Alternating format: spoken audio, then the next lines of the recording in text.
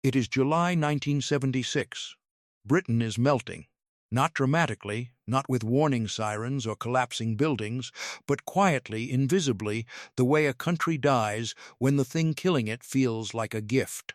The sky over England is the color of bleached bone. The grass, once green in every direction, has turned the yellow of old newspaper. Rivers that have flowed for centuries are running dry. The Thames is shrinking.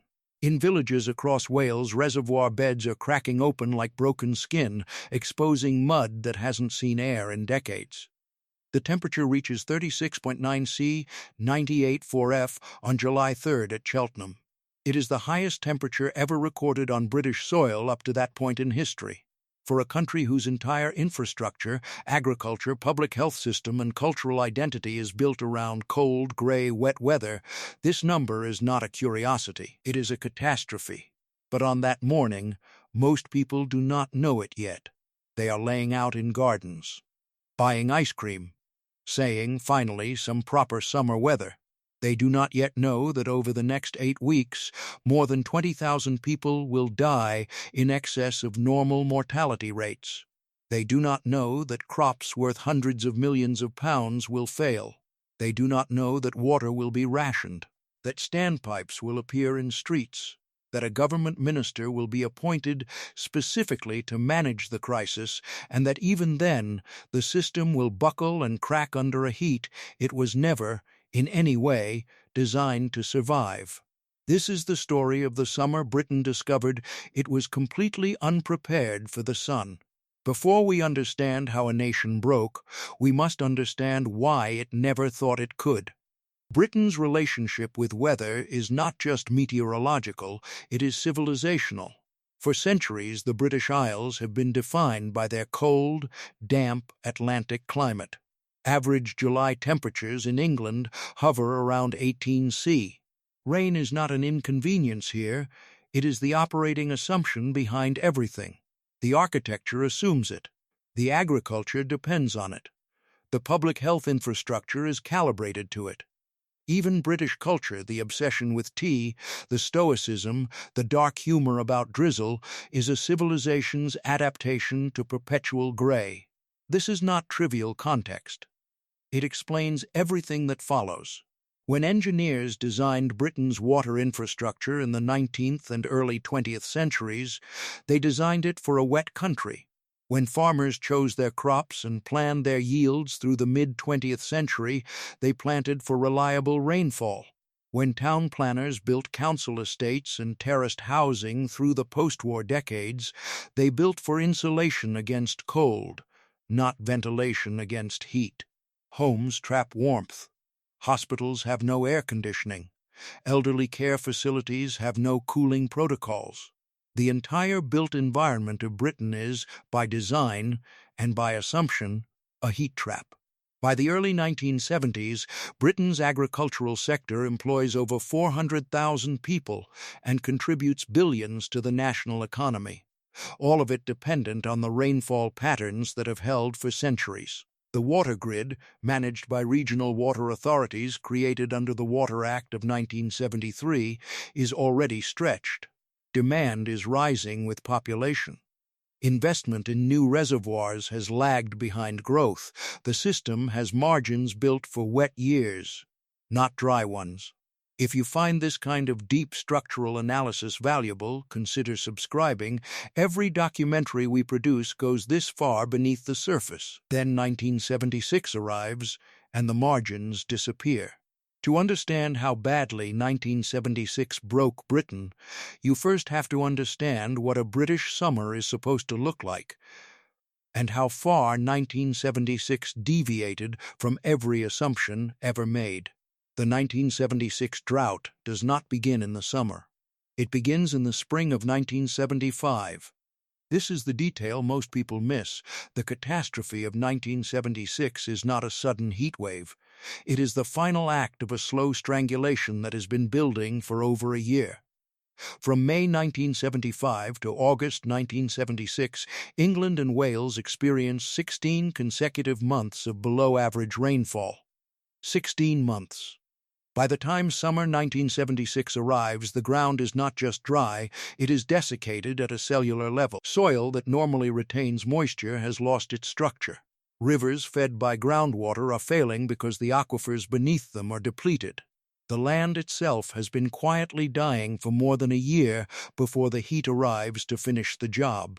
The Meteorological Office records tell a precise story. January 1976 receives just 50% of its average rainfall across southern England. February is drier still. March brings nothing of consequence. By April, reservoir levels across Wales, which supply drinking water to millions in England, are at 30% capacity. Normal operating level is above 80%. Water authorities issue internal warnings. They request emergency powers to impose restrictions. Whitehall reviews the requests and defers action, anticipating that spring rains will arrive as they always have. They do not arrive. May 1976 is the driest May recorded in parts of England since 1896. June follows suit. And then July begins, and the temperature begins to climb past anything the instruments were built expecting to record. Tarmac roads soften in the heat and develop ruts under traffic. Railway lines buckle as steel expands beyond tolerance. In the countryside, peat bogs, which have stored water for thousands of years, begin to burn. The land is not just hot, it is combustible. But the heat itself, the physics of what 36C does to a body, a crop, a reservoir, a city, is something most Britons in 1976 are utterly unequipped to comprehend. Hypothermia is not dramatic. It does not announce itself. It begins as tiredness, a reasonable, explicable tiredness on a warm afternoon. Then comes confusion, which a 75-year-old woman in a council flat in Birmingham might attribute to age, or to not sleeping well, or to the tablets the doctor prescribed. Then comes the failure of the body's cooling mechanism, the point at which sweating stops, core temperature climbs above 40°C, and the organs begin to sustain damage that is, within hours, irreversible. By the time the symptoms are recognizable as a medical emergency, the window for intervention has often already closed. This is what kills 20,000 people in the summer of 1976. Not the heat as an event, but the heat as an invisible, sustained pressure on bodies that have no cultural, physiological, or systemic defense against it. The British elderly, a population that lived through rationing, through the Blitz, through decades of making, do not call for help. They close their curtains to keep the light out, not understanding that they are also sealing in the heat. They drink tea, because that is what you do. They do not drink enough water because no one has ever told them to, because no public health campaign has ever needed to exist in Britain for this purpose. No national guidance on heat illness exists in 1976. General practitioners have no protocol for heat-related mortality. Hospitals have no cooling facilities for patients. The NHS, built for a cold country's diseases, respiratory illness, hypothermia, influenza, has no institutional framework for a heat emergency. If you've ever wondered how a government fails its most vulnerable people without a single act of malice, leave a comment below. This is how. The elderly dying alone in flats are invisible casualties. But there are other victims of 1976 that the nation can see, measure, and mourn in real time. The River Severn, one of Britain's longest and most historically significant waterways, runs low enough in the summer of 1976 to expose riverbeds that have not been seen in living memory. The River Wye drops to levels that leave fish stranded in isolated pools, dying in water too warm and too shallow to sustain them. Across England and Wales, 15 major rivers fall below minimum acceptable flow levels simultaneously, a hydrological event with no modern precedent.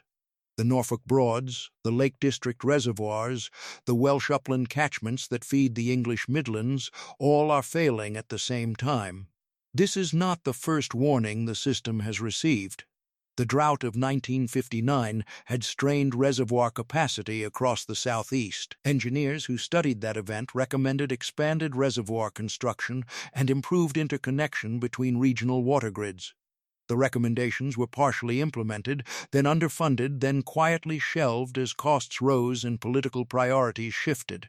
The Kielder Water Project in Northumberland, which would eventually become the largest man-made lake in northern Europe, is proposed in the early 1970s precisely because engineers can see the structural vulnerability of the water supply system. It is not completed until 1982, 6 years too late. The Yarningale Common Fire in Warwickshire breaks out in June 1976 and burns for weeks. The Ashdown Forest in East Sussex catches. Dartmoor smoulders. The fire services, stretched across simultaneous incidents, cannot contain blazes that would normally never have ignited. In the 6 weeks between June and August 1976, England experiences over 50 significant wildfire events. The fire brigade responds to 10 times its normal call volume. Equipment breaks down from overuse. Crews work without rest. Each fire is recorded separately. Each is treated as a local incident. No one yet is treating this as what it is, a national emergency caused by a single systemic failure. While institutions debate terminology, the communities closest to the breaking point are already living inside the emergency. In late July 1976, standpipes appear in the streets of South Wales. They are vertical pipes connected to the main supply, installed at intervals along residential roads, fitted with taps. They are the solution to a water crisis that has made household supply unsafe or impossible. Residents, families, pensioners, mothers with young children queue at these pipes with buckets and pots and whatever containers they can find. They carry water back to their homes the way their grandparents might have before running water was a given. In parts of Devon and Cornwall, water is available for only 2 hours per day. Yorkshire imposes formal rationing for the first time since the Second World War. South West Water, the regional authority, declares a drought emergency and begins emergency pumping from sources that would not normally be considered potable without extensive treatment. The infrastructure is not designed for this volume of emergency extraction. Treatment plants are running beyond capacity. Quality monitoring is stretched. Over 6,000 standpipes are eventually deployed across England and Wales. In communities that depend on them, the standpipe becomes the organizing point of daily life, the place you go twice a day, the place you see your neighbors, the place where the reality of the crisis is undeniable and physical. For the first time in decades, ordinary British people are experiencing resource scarcity in their own streets, in their own bodies. The companies and authorities responsible for water supply are not fined. They are not investigated. They are given emergency powers and additional funding. While communities queue for water in the streets inside government, the response is only just beginning to catch up with what has already happened. On August 24, 1976, after the worst of the heat has already killed thousands and scorched the land, Denise Howell is appointed Minister for Drought by Prime Minister James Callaghan. It is a role that has never existed before in British government and has never needed to. Howell is a capable, energetic politician. He is also being handed a crisis that is, by the date of his appointment, already 8 weeks old and structurally beyond the reach of any single minister's intervention. Howell moves quickly. He announces national water conservation measures. He appeals to the public to share bathwater, to use washing-up bowls rather than running taps, to report wastage. He meets with water authority chiefs. He reviews the emergency pumping programs. He is, by all accounts, doing everything a minister in his position can do. And it is not enough, not because of any failure of his, but because the gap between what the infrastructure can provide and what the population needs cannot be closed by behavioral appeals. It can only be closed by rain. What Howell's appointment reveals, inadvertently, uncomfortably, is the timeline of government awareness. The drought has been measurable and documented since the spring of 1975. Water authority chiefs have been raising alarms since early 1976. The internal government machinery has had access to the reservoir data, the river flow figures, the agricultural loss projections. The decision to appoint a dedicated minister comes not when the data first demands it, but when the political cost of inaction becomes publicly visible. The standpipes are on the news, the dead grass is on the news, the queues are on the news. Only then does the machinery move. On September 3, 1976, 9 days after Howell's appointment, it begins to rain. It rains heavily, persistently, for weeks. The drought breaks. The crisis, in its acute physical form, is over. Howell, with characteristic British humor, is immediately reappointed as Minister for Floods. The laughter obscures what has just happened. The rain did not fix what broke. It only stopped the breaking. Because beneath the relief of September's rain, the damage, human, agricultural, infrastructural, ecological, is now a permanent scar on the landscape.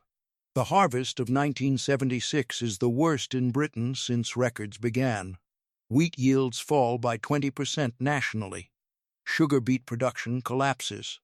Potato crops, a staple of the British diet and a foundation of the agricultural economy, are devastated across the eastern counties.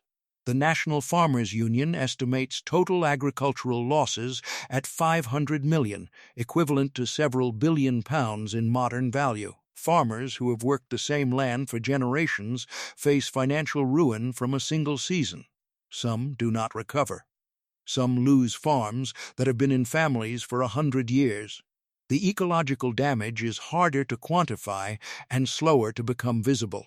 Rivers that ran dry in 1976 take years to restore their aquatic ecosystems. Fish populations in several chalk streams, among the most ecologically sensitive waterways in Europe, are set back by decades.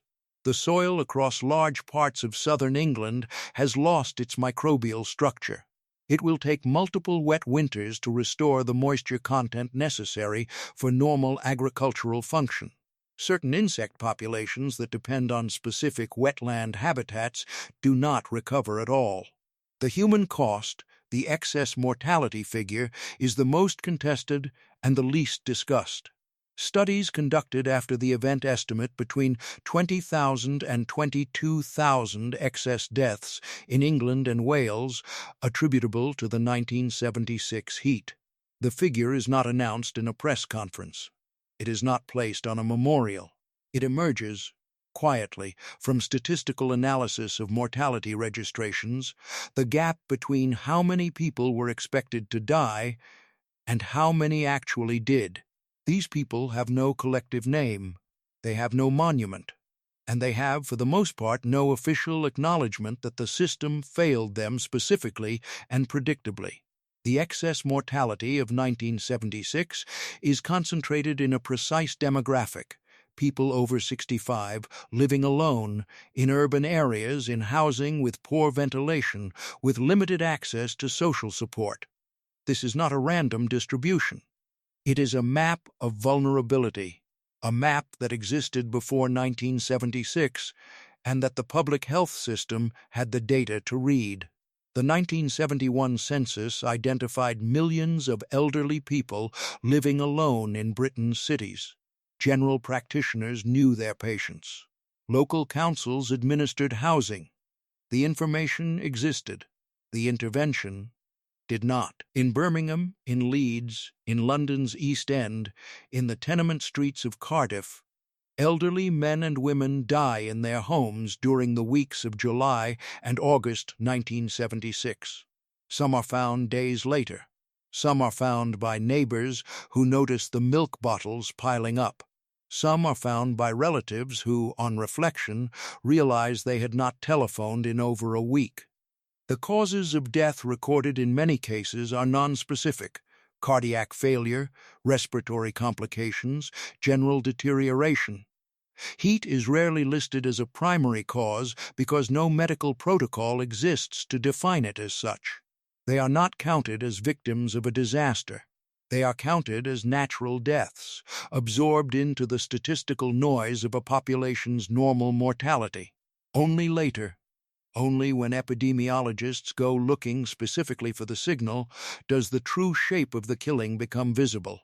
20,000 people, quietly, in the heat, alone. The question that follows is not only what happened, but what was done about it, and by whom, and whether it was enough. The government's formal response to the 1976 drought is the Drought Act of 1976, passed in emergency session in August of that year, and the subsequent report by the Central Water Planning Unit reviewing the performance of the water supply infrastructure. The reports are thorough in the narrow sense.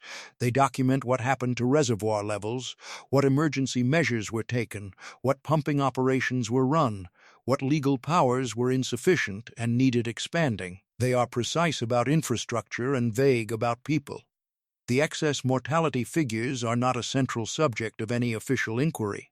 The public health dimension of the 1976 heat, the question of why 20,000 people died, whether they could have been warned, whether a national alert system should exist, whether local authorities had a duty of care to elderly residents that was not discharged, is not examined in any systematic government review. The deaths are not ignored exactly. They are simply not asked about. What is asked about, and answered and acted upon, is the water supply question. New reservoir construction is accelerated. The Kielder project, already underway, receives renewed political support. Interconnection between regional water grids is improved. These are real, meaningful infrastructure improvements. They address the supply side of the 1976 failure with genuine seriousness. They do not address the human side. No national heat emergency protocol is created. No early warning system for vulnerable populations is established. No training for GPs on heat-related mortality is introduced. The lesson the government learns from 1976 is an engineering lesson, not a human one. And because the human lesson goes unlearned, the conditions for the same kind of killing remain fully intact. In August 2003, Europe experiences a heat wave more severe than 1976. In France alone, approximately 15,000 people die in 2 weeks. In Britain, the 2003 heat kills an estimated 2,000 people, fewer than 1976, but following the same pattern with precise fidelity. Elderly people, living alone, in urban housing with poor ventilation, dying of heat-related causes that are recorded as something else. The same demographic, the same geography, the same absence of warning systems, the same absence of cooling centers, the same absence of any protocol connecting the temperature reading at a weather station to the welfare of a 78-year-old woman in a top-floor flat.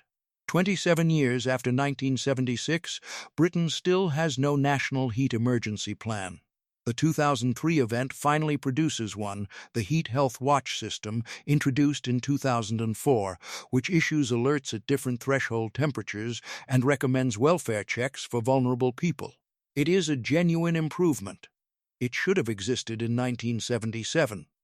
The gap between when it was demonstrably needed and when it was created represents a political and institutional choice, the choice, made repeatedly and consciously, to treat heat mortality as an acceptable cost rather than a preventable tragedy. Economic logic drives the choice. Heat emergency infrastructure costs money to build and maintain. Cooling programs for council housing cost money. Regular welfare checks for elderly residents cost money. The deaths, by contrast, cost nothing.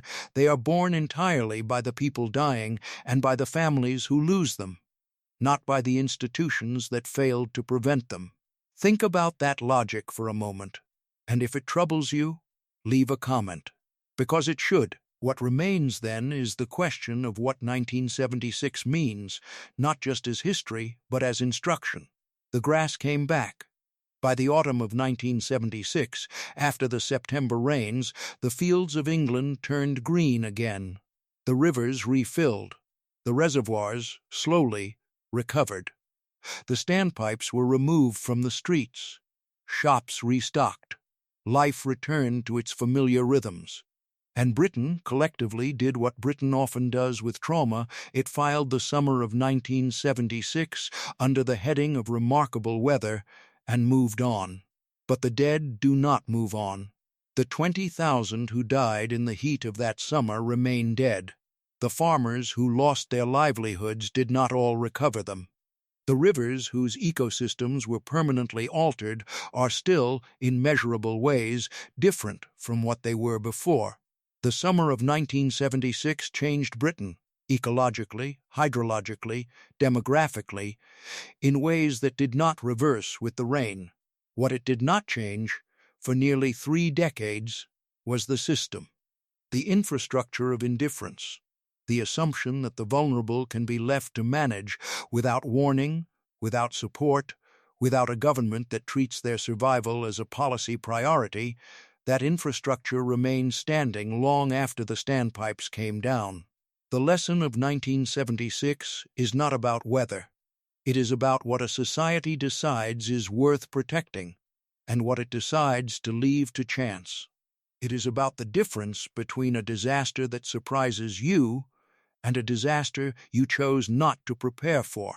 Britain in 1976 was not surprised by the heat. It was surprised by its own unpreparedness. That is a different kind of failure. And it is a failure that can happen again, anywhere, any time a government confuses the absence of visible crisis with the presence of genuine safety. If this documentary reached you, share it with someone who thinks disasters only happen to other people. And subscribe, because every story we tell is one the history books forgot to make urgent.